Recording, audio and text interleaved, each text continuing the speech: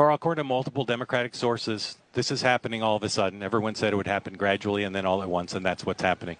According to my sources, President Biden has agreed to step down as the Democratic nominee. Oh, man. It will happen as early as this weekend. A speech has been drafted for him. He will continue on as president, is his intention. He also will not, I'm told, endorse Vice President Harris as his successor. They're hoping that he will endorse an open process in which the convention will be open to Vice President Harris and a few other candidates in Chicago to pick the Democratic nominee for president.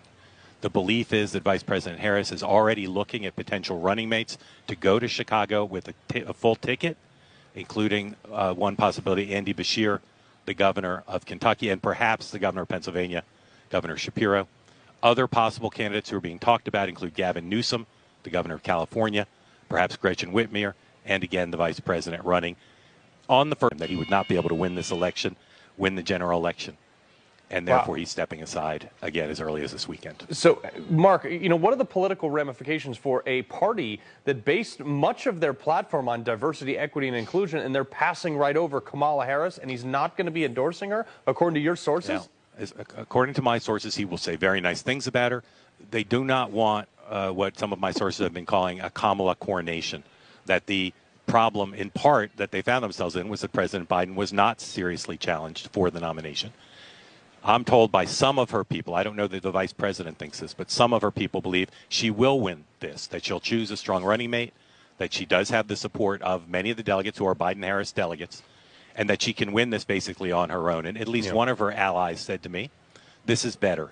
Better to not be anointed by Joe Biden, better to show independence, better to show with a strong ticket the capacity to win the nomination on her own. Well, Mark, that said, though, you're very familiar with campaign finance laws. He has, 200 and 300 million in his war chest right now. I believe, in my understanding, is Kamala would be the only one who could absorb that and continue on the campaign. How's that going to work when all their big pocket donors have already pushed for that? Well, there's all sorts of money, right? There's super PAC money, there's low dollars.